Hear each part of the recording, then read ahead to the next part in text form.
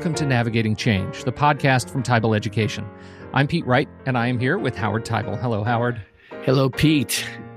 We've got a fascinating and I think sensitive topic to talk about today. I'm excited that we're bringing this to this show, and we have our guest here to talk with us about it. Before we get into it, you can learn more about this show, as always, if you head over to tybalinc.com. You can learn about our work in education and subscribe to this show for free. Just click the blue button on the homepage, and we'll let you know each time a new episode is released. Today on the show, we have a guest in a unique position to help us approach a sensitive issue, one present in the halls of leadership across institutions and campuses. Donald Heller is Provost and Vice President of Academic Affairs and a Professor of Education at the University of San Francisco. There, he's responsible for the university's 5 schools, libraries, academic affairs, student life, enrollment management, online programs, international relations, including community outreach for the university's nearly 11,000 students, 1,200 faculty, and 1,000 staff. Before USF, Dr. Heller served in positions as Professor of Education at Penn State University and then Dean of the College of Education at Michigan State University. And it is with the perspective of his experience at those two institutions that he penned After Michigan State, Could We Be Next?, an article published as part of the Chronicle of Higher Education series, The Larry Nassar Scandal and the Fall of Michigan State's President. Dr. Heller, welcome to Navigating Change. Thank you. It's great to be talking with you. Don, thank you for being on this show, because I think that this is such an important topic for all of our listeners, whatever their role is in and out of education. As you know, Don, and also Pete, the nature of my work doesn't live in this area of exploring these kinds of really tough, sensitive issues. But at the same time, this is something that's in the background that is present for all of us. I would love to start by giving you a chance to share with our listeners, what was it about this topic that you felt like you needed to write about at this point in time? Well, thanks again for having me on, Howard. I think the motivation was a couple of things. First of all, I felt I was in somewhat of a unique position, and having worked at both of these two institutions that have had these very visible, nationally, internationally covered scandals, and been in a position of leadership in both of the institutions. So that was certainly one motivation, that I had that experience. The second motivation was, as I reflected on it, and certainly as the scandal really broke at Michigan State in the wintertime, and then I was thinking back on the experience I had at Penn State, and I really realized that there were some lessons to be learned here from the experience that I had. And I've written for the Chronicle a number of times over the years, and I just felt that this was another opportunity for me to share with the readers in the Chronicle, which of course involves many leaders of higher education around the country, what I thought were some pretty important lessons that I certainly took out of my experience at these two institutions. If you were to just step back at the meta level, 30,000 feet, what would you say is an overarching lesson for all of us to take away from what has shown up in our lives around this, in this area? I think probably the number one lesson is, not to assume that you and your institution is immune, no matter, who you think you may be, who your leadership is, what kind of controls you think you have in place.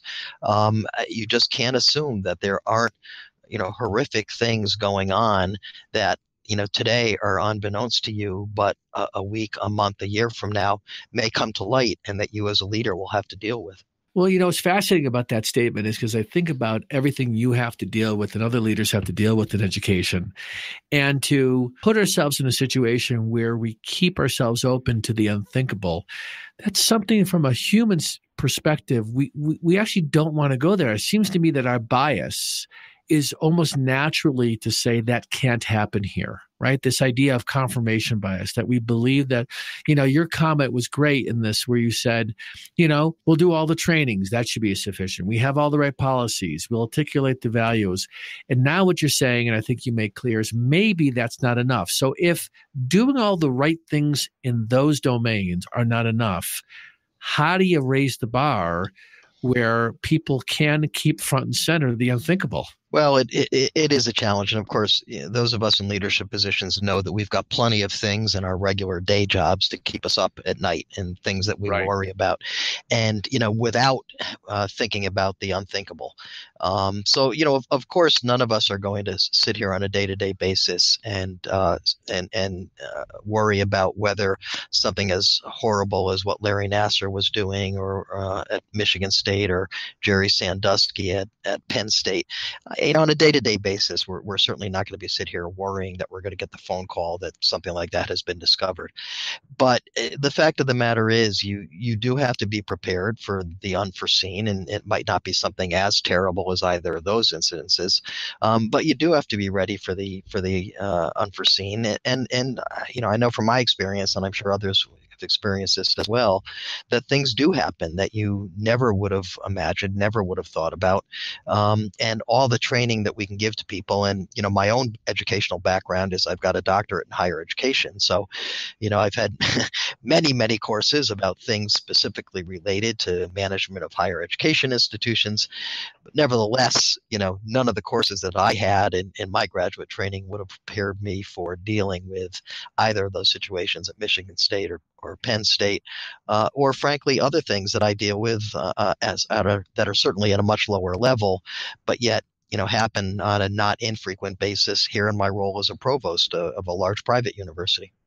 As I listen to you tell the story too, I'm thinking that this question about unthinkable can be broadened beyond this unthinkable that we're talking about in the stories from Michigan State and Penn State. So the capacity to consider that other areas, whether it be around race, whether it be around financial sustainability, and I'm not comparing the two in any way in terms of their impact on us as human beings, but if we broaden this, do you see that preparing us for unthinkable in this particular case is also a way for us to think about other things that could show up for us that we might be in denial around? Well, you certainly. I think you have to realize that that's going to happen. That while I can't imagine, at my current institution, I can't imagine anything as terrible as those other two examples happening here at my institution. I know that there have been things that have gone on involving students, sometimes involving faculty, that are things that none of us want to have happen at our institutions.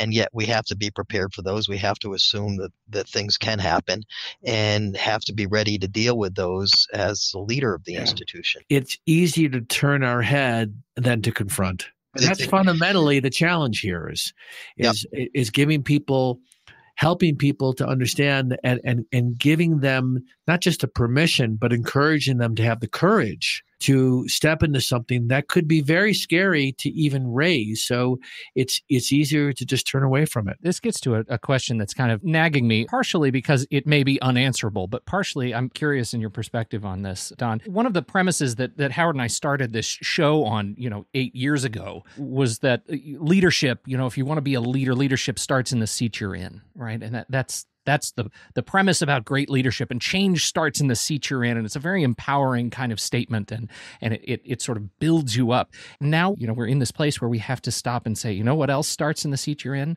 Turning a blind eye starts in the seat you're in. These horrific acts may start in the seat you're in or in the seat that's right next to you. All of our experience is telling us that if, in fact, none of us are immune, how do you effectively prepare at the individual level when it's something that no one knows how to do? We have never, most of us have never gone through this experience, and yet here you have been at institutions that have gone through it now twice in your career.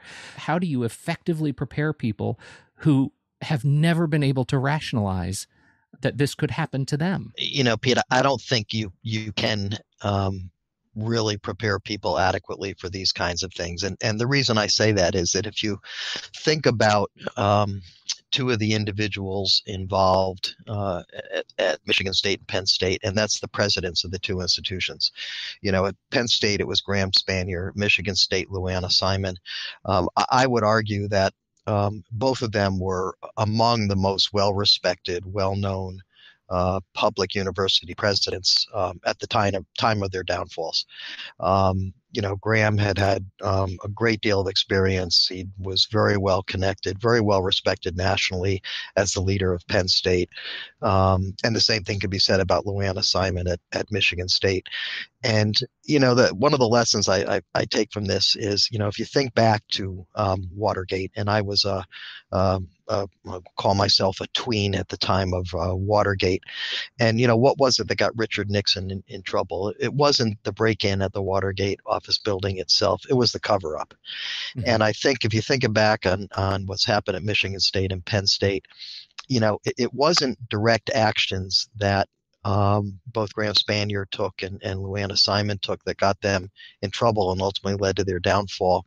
It was their inability to see the nature of the actions that were going on in their campuses and respond appropriately to those actions. So I think, to go back to your question about how do you prepare people, I don't think you really can prepare anybody adequately to respond to something like this. But what you can say to people is, never when something that is a potential threat to your institution, never try to downplay it and assume it's just going to blow over. And the reputation of the university and and your reputation as a leader will be enough to just tamp it down and make it go away. I think that the reality is, no matter how well respected the leader is, no matter how well respected the institution is, when something like this happens, you have to react appropriately and recognize the threat to the institution, certainly the threat to individuals, whoever those stakeholders are and constituents of the institution are, and the threat to your own position as a leader. And don't underestimate how threatening this can be. So as I'm listening to you talk, I'm thinking about your choice to pen this commentary. Was there a place where either without, I was going to say without giving names, but even for yourself to say, do I really want to do this? Do I want, am I exposing myself too much? Or was there no question for you, I needed to write this? I really didn't have any question about it. I'm an academic at heart, and the way, that we academics express ourselves is through our writing, as well as giving, oral presentations.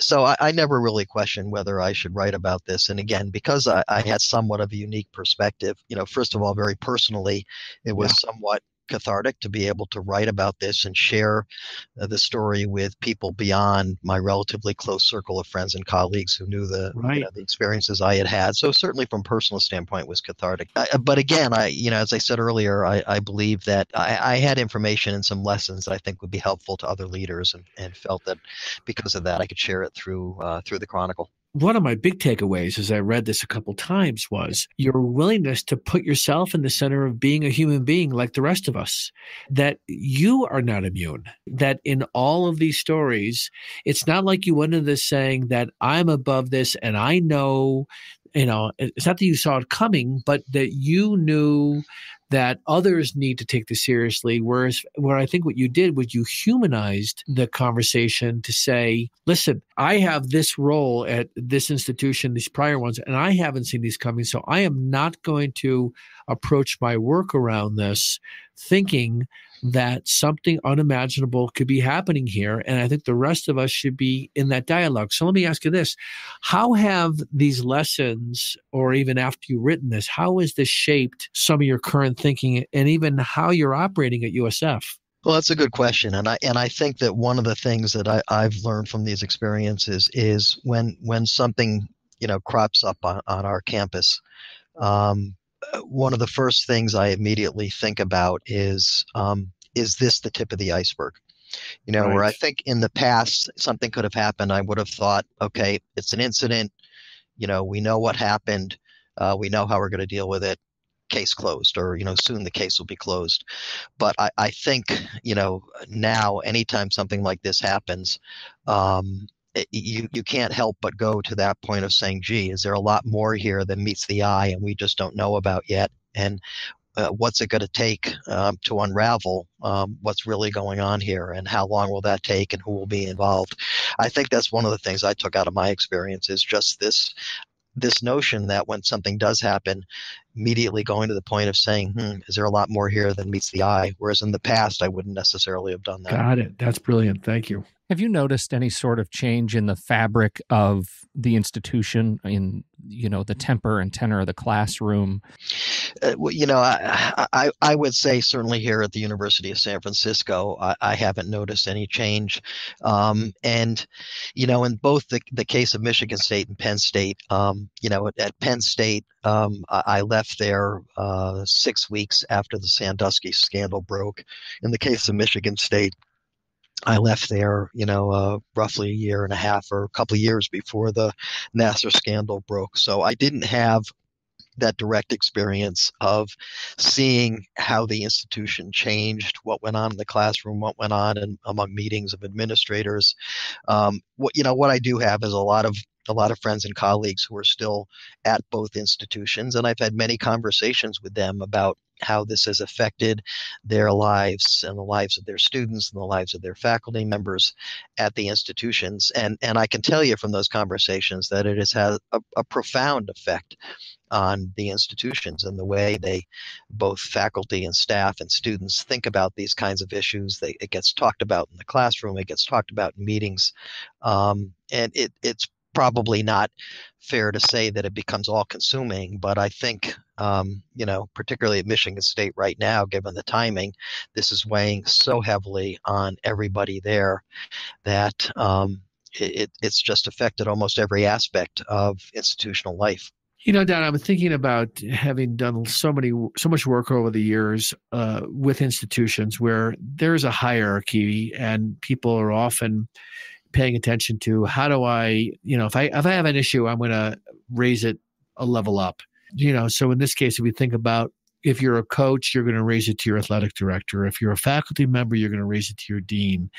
And in the course of the work that's happening on the academic and administrative side, to bring it to the level of the provost, I would imagine there's an inherent dilemma being at the level where you are and saying, we need to open our eyes and actually make it possible for people to feel comfortable to go up the chain beyond their direct report. Because that's where I often think that things stop. It's like, I raised it with my manager, they did nothing, and therefore I did what I could. So how do you, in your role, or as you're thinking about this, as we look forward in the world, how do you encourage people to say, I'm going to go beyond my direct report, and I'm going to be willing to raise this at a higher level? Yeah, that's a good question, Howard. And the first thing I would say is, what everybody, particularly in positions of leadership in universities, need to understand is, in their state, what are the mandatory reporter laws? And, to give you an example, I've been here at USF for 2 years now, and the first time I've lived in California.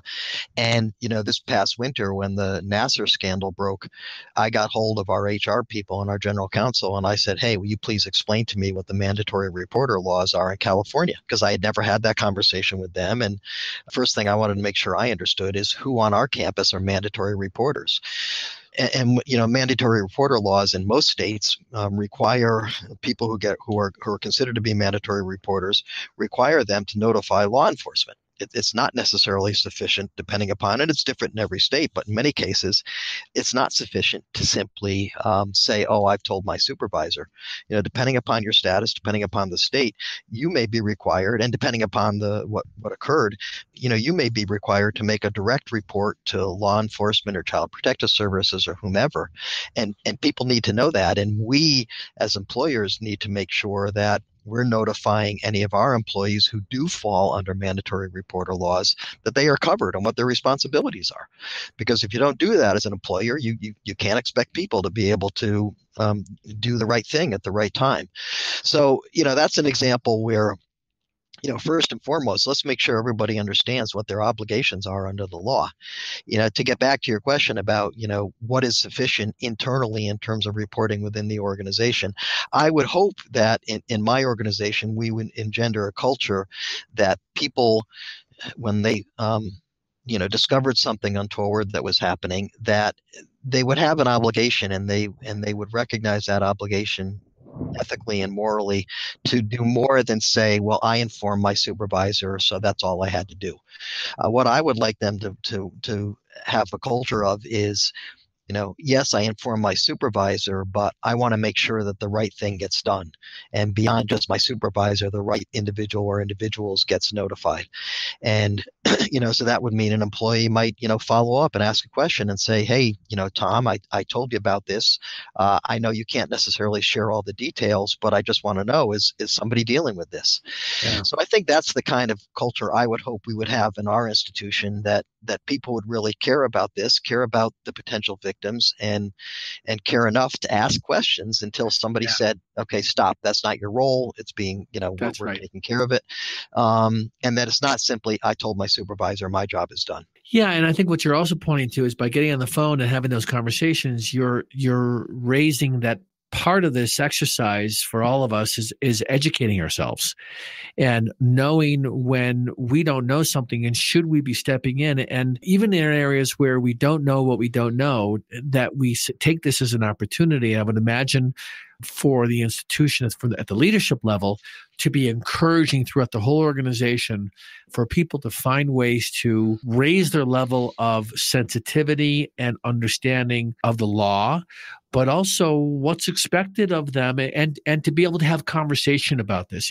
I think the biggest seed that produces this going underground is people don't find themselves open to talking about it. Once we start talking about it, then we have the capacity to move ourselves into education. That's very true. Very true. I'm curious about what kind of receptivity, what kind of impact have you seen either through people reaching out to you since you wrote this? Have you noticed that it has had some kind of impact where some actions have been taken in and outside the university as a result of what you wrote? I think that when these kinds of things happen, I think it raises the awareness of a lot of people in the community of the need for vigilance. As I talked about before, the need when something happens to ask more questions than perhaps we would have a year ago or 5 years ago about, okay, is this just, an isolated situation? Or is this, perhaps, as I called it before, the tip of the iceberg? So I think that's one thing I've seen, is that people are just, more aware of, a single incident may in fact not be a single incident, and it may be a pattern of behavior on the part of an individual or a group or whatever. So I think people are much more willing to ask that question than we were before the Sandusky and the Nassar scandals. We've had a lot of conversations on our campus in the last few months about minors. And when we have minors on campus, whether it's summer camps or, even students who are under the age of 18, we occasionally get freshmen who are under the age of 18 on our campus. So we've certainly had conversations about minors on campus and protecting them as well. So that's been, I think, something that's been a direct fallout most recently of the Nassar scandal. So I'm sure those kinds of conversations are happening on many, many other campuses across the nation as well. We're not unique that way.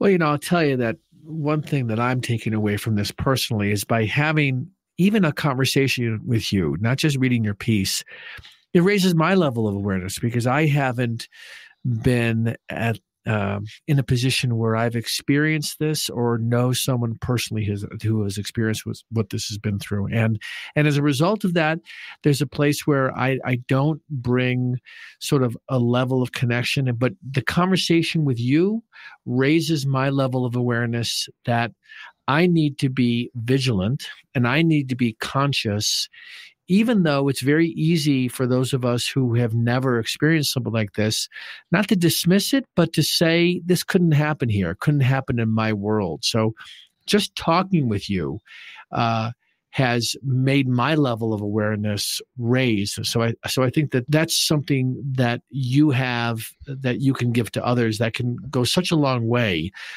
for them to feel more empowered to do something in their world in the event something unthinkable shows up. So I personally want to thank you for raising that for me and for those of us who also have not lived this kind of nightmare.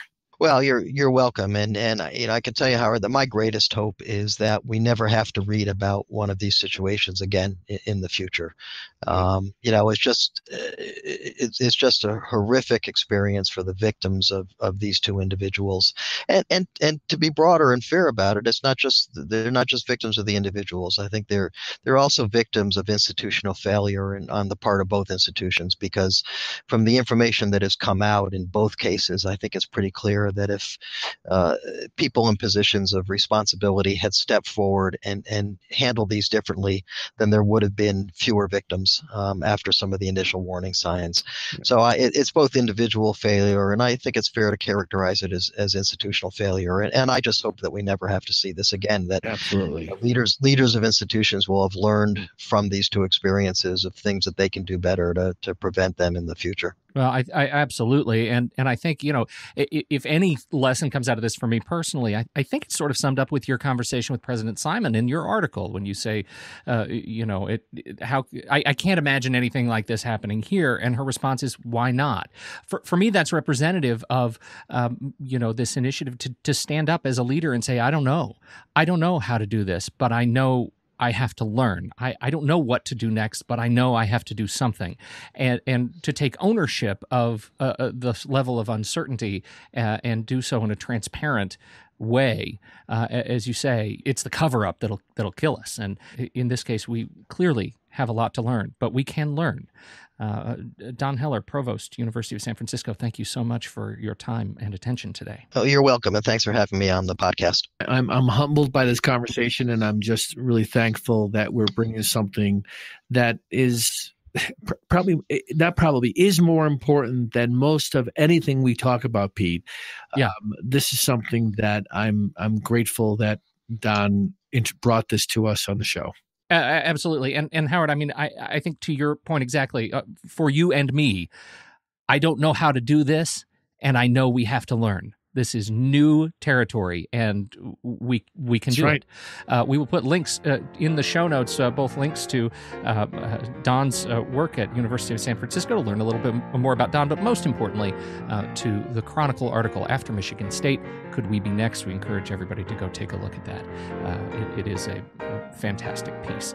On behalf of Don Heller and Howard Teibel, I'm Pete Wright, and we will catch you next time right here on Navigating Change, the podcast from Teibel Education.